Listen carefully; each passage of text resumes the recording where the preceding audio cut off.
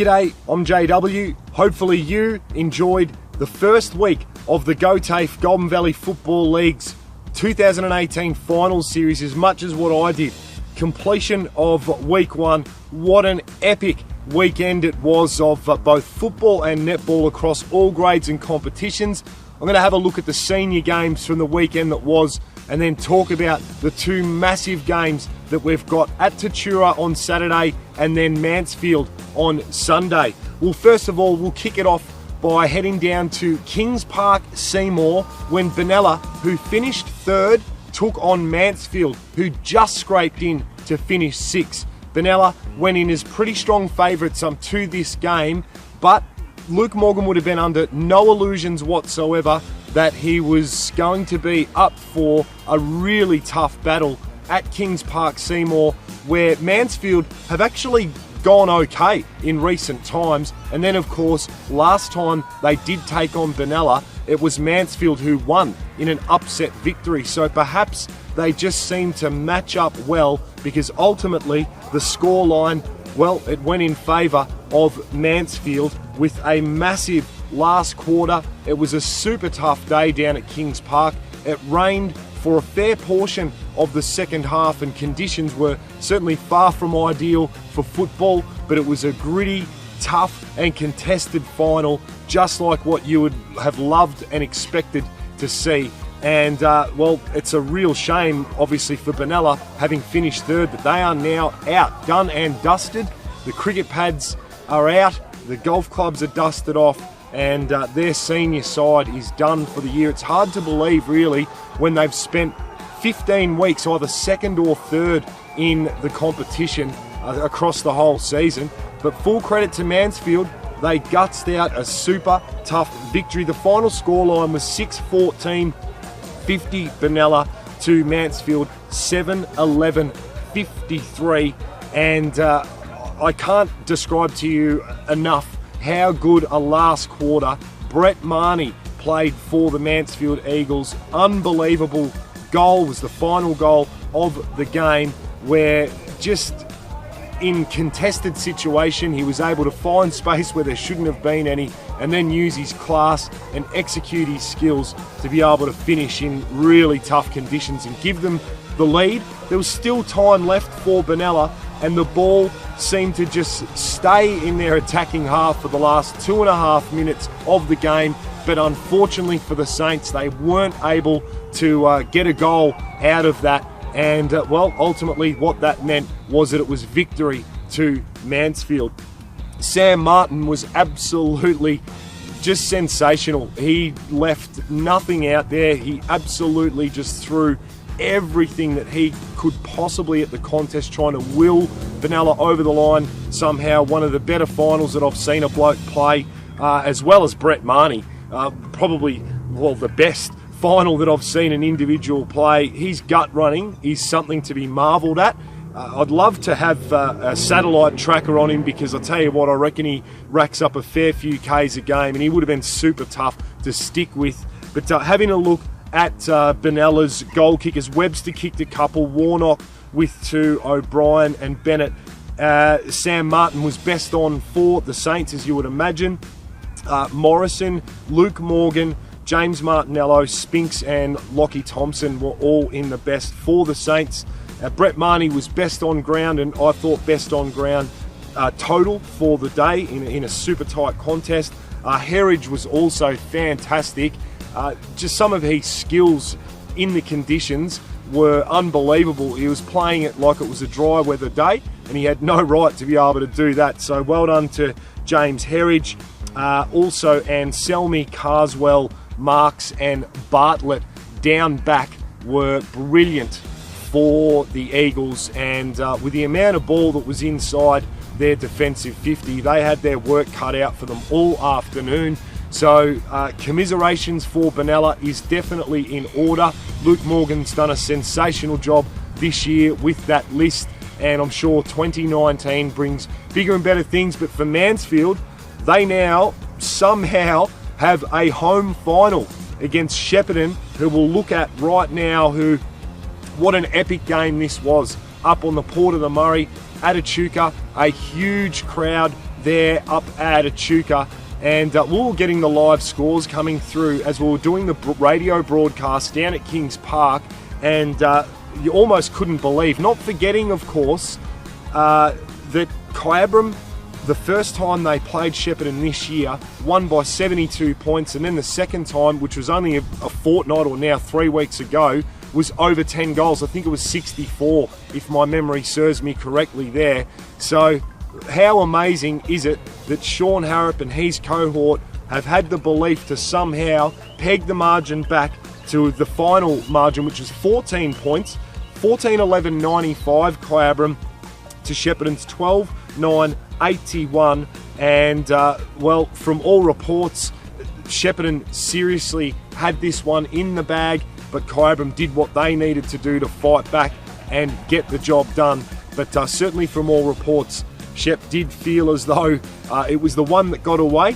But perhaps from a Kyabram point of view, it's the one that kicks them into gear and makes them realise that, you know, on their day, anybody can challenge them. Although we must also mention 61 straight now. That equals or perhaps even exceeds now the all-time record for any Victorian football club ever in the history of our competition. So I don't know whether or not that in years from now we'll look back on it and it'll be put into some sort of perspective, but I'm just trying to communicate to you this amazing achievement. Look, it'll all mean nothing to Paul Newman and everybody involved with the Kai Football Club if they're not able to get that Premiership Cup on the last day of September. And I'm sure that this fright will certainly kick them into that extra gear. Not forgetting, of course, they were without two very important players, one in Kyle Mueller and also Aaron Hayes, who did not play. And my understanding is that they will be available for selection this week and at every possible chance to play against Echuca, and we'll get on to them shortly. But in terms of the final score, it was 14-11-95, the Bombers over the Shep Bears, 12-9-81. Gemmell kicked 3, Petter for another 3. That's 103 for Pets. What a season he's had up forward. Mangan with 3, Mattingly 2, Childs 2, and Weirden hit the scoreboard as well. Tommy Sheldon was given best on for the Bombers. Mangan, Morris, Ogden, Childs, and Hayden Gemmell, were in the best for Kyabram. And it was Joel Snowy Brett, who's having a real purple patch this last few weeks, and he's really matured into his body and he's getting a little bit of confidence about himself. He's got speed to burn and he can be super, super dangerous. He's kicked 4 snags. Luke Smith, also absolutely sensational from what I was told on the day. He kicked a couple. Boyd 2, Hobane, Allen, Ryan, McGregor and Andronarco all with singles. Luke Smith was given best on ground for the Bears. Jonty Wardle, who's consistently in the best for the Bears, did a great job down at halfback. Rokar, Holland, Stevenson and Ryan, all really super important for Shepparton. And although they were unable to get the win, you've got to give a huge amount of kudos to Shepparton for being able to overcome mentally the scars that could possibly have remained from those last 2 losses this year, and they have really pegged that gap right back. Will they get another chance to have a crack at Kyabram? Well, the final series and the upcoming weeks obviously will tell us whether or not that is actually the case, because boy oh boy have they got their work cut out for them on Sunday. There's no doubt about that. I'll touch on that in a moment. And then the last senior final was played at the Kyabram Recreation Reserve on Sunday, where Echuca came out all guns blazing in the first quarter. The additions of Gannon and Wheeler to their lineup. Tanase in there as well, who I haven't seen play a senior game for them this year, as well as having Buckley looking closer to his best. Walker, McGlynn, the list goes on and on. Cam Valentine, Dan Willis. They're such a star-studded lineup. Tim Allen. They have on paper a formidable list. Does it gel together properly? Well, in my opinion, it did in that first quarter, and if they're able to sustain that for 4 quarters against any side in this competition, I tell you what, we'll be in for a real spectacle and a cracking contest of football, and that includes against Kyabram this week. And there would have been plenty of Kai boys over there watching that first quarter going, wow, because it was certainly sensational, but against Tatura, who were massive for the next 3 quarters. That first quarter, Echuca were able to kick 6 goals, 6-6-42 to Tatura's 2-1-13, and they were left shell-shocked, but you can't give enough credit to Jamison Daniels for the ability to somehow get his troops, who were undermanned on the day. Matt Ryan, who'd kicked 36 goals for them, second highest goal kicker at TAT for the year, very, very sadly had to pull out, was unable to play. And then you had Liam Borelli starting at full forward, who's kicked 1 goal in season 2018. Look, he did a great job down forward, but he did appear to be slightly out of position in my personal opinion, but just goes to show that even under that amount of pressure and those circumstances, TAT were able to just will themselves back into the contest. It was 11-17, 8-3. I had the feeling after quarter time that it was just going to be an absolute blowout, but the guts and determination of the TAT Bulldogs just did not let that happen. 9-13, 67. So they got it back to a point in that last quarter where there was 5.5 minutes left to go, and it was under a 3-goal lead to Echuca, and all of a sudden the intensity just lifted about that 10, 15, maybe even 20% from some of the key players at the Murray Bombers, who were probably scratching their heads thinking, how on earth are we in this position right now? And TAT ultimately had the chance to run over the top of them, but it was just that missing link up forward, sadly, that ultimately has cost them the double chance, which is now being activated for Echuca off the back of that win over the Dogs. And, well, have we seen the best of Echuca? I'm not sure. That first quarter is one of the better quarters of footy I've seen by any side in quite some time, probably excluding Kyabram last year in a final. It might have actually been against Euroa, as a matter of fact, when they absolutely blew them off the park. As a matter of fact, no, it was against Echuca at Echuca, where I reckon they, from memory, now the old grey matter, you've got it working here at the moment, J-Dub, I think they kicked 100 points to half-time and played the perfect half of football. But anyway, that's winding the clock back there. But credit where credit's due, Echuca were massive. And if Simon Maddox and Andrew Walker can somehow get that group to believe, get that cohesion there, that real gelling. A lot of these boys haven't actually played much footy all in the same side. Look, potentially peaking at the right time, although there was, I'm led to believe, a PCL injury suffered by Mitchell Kemp, who's super important for them. So whether or not he plays again, my mail is that he won't. They're pretty damn close to full strength, as I believe Kyabram will be on Saturday at Tatura as well. But having a look at the goal kickers and best players, Timmy Allen did what he needed to do. I thought he was really good on the day, actually, Timmy Allen. He kicked 3. Angus Byrne was sensational. This young fella here, gee, I tell you what, he has filled out big time. He's a big lad and just leads at the ball, really attacks it hard. He was sensational for them at centre-half forward.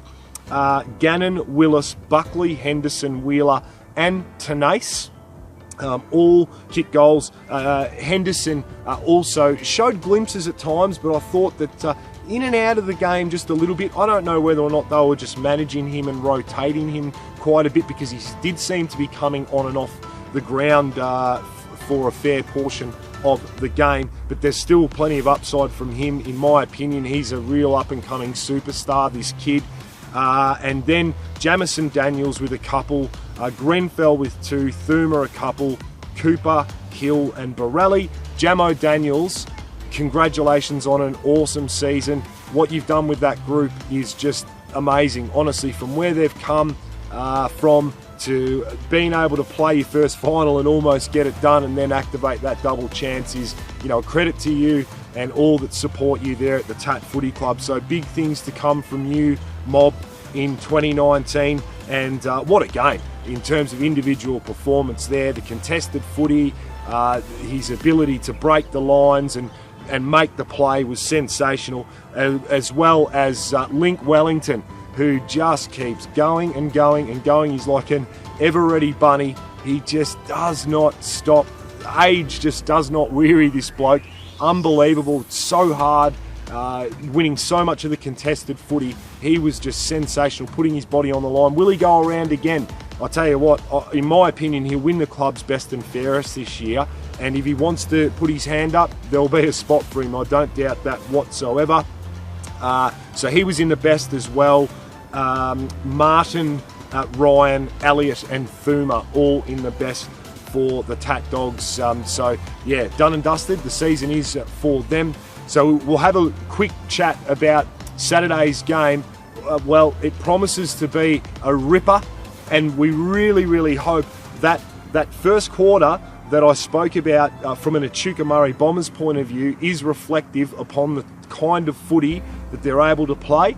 If they're able to play it for 4 quarters, well, Kai will 100% know that they are in a game. As I mentioned earlier on, they've got a couple of players to come back to the Kai Bombers, and that sting of having the Shep Footy Club get so very close to them last week, I think will provide some additional motivation and perhaps that little bit of a poke that they need to kick them right into gear to do what they need to do and earn their spot to be able to win that 3-peat premiership, which will be on offer on Saturday, and Echuca have that very same opportunity. Look, it should be a cracking contest, but off the back of the last time these two sides met, which I know whether or not you can read into that or not, but my opinion is that Kai at full strength should be too strong, but an upset, possibly an upset, well, you'd say would not surprise, it probably would surprise, but look, Echuca will give themselves every single chance, I reckon, in this game, and ultimately it's a free swing for them. Win, lose or draw, they'll be into a prelim final. But yeah, I do believe that Kyle will be too strong for them. And Mansfield take on Shepparton. Well, it's really Shepparton v Mansfield, but it's a Mansfield home game. That's just the way the cards have fallen. So maybe the gods are shining down on Cam Houghton and Benny Fagan and those that have stuck around the club for quite some time now that won't be there next year to really give them one last hurrah and some reward for effort for what's been a real grind at the Mansfield Football Club for a number of years now. They've earned themselves a spot in this final against Shep, who you've got to say, you know, it's pretty tough for them that they've had to play after such a great season. The first place Kyabram in the first week. Will they be a little bit battered and bruised? I'm not 100% sure. And don't forget, last time over in Mansfield, it was, I won't bring up what actually happened, but there was certainly a kick there that probably should have scored, that would have won Mansfield the game of football. So that goes to show you how super tight that last meeting was across at the high country. It's expected to be a 17-degree day in Mansfield.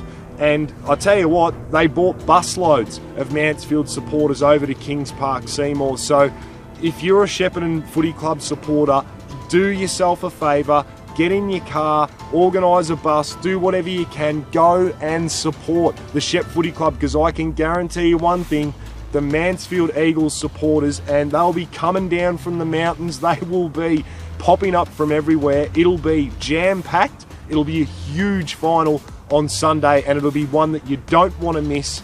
Get there and support, because they are going to need as much support as they can possibly get. I'm tipping a pretty close game here, but I just think that in terms of their ability inside 50 to have multiple goal kickers on a regular basis, the Shep Footy Club will see them winning this game of football. And there's also potentially a couple of additions to come into the side, including Reece O'Sullivan, who, congratulations, became a father last week. And all the best. Hopefully everything's going well for you and your partner, and obviously your little one. And also Jordan Butts, I do believe, may be available too. So a couple of additions. On the flip side of that, Mansfield will bring back Jamie Sheehan, who did not play. Don't forget, he kicked 7 in the last round against Shep United. So we have got a cracker jack contest of finals in line for you this weekend. Get to the footy, support local footy. It's going to be unbelievable. The sun's out, spring is in the air, and it doesn't get any better than this.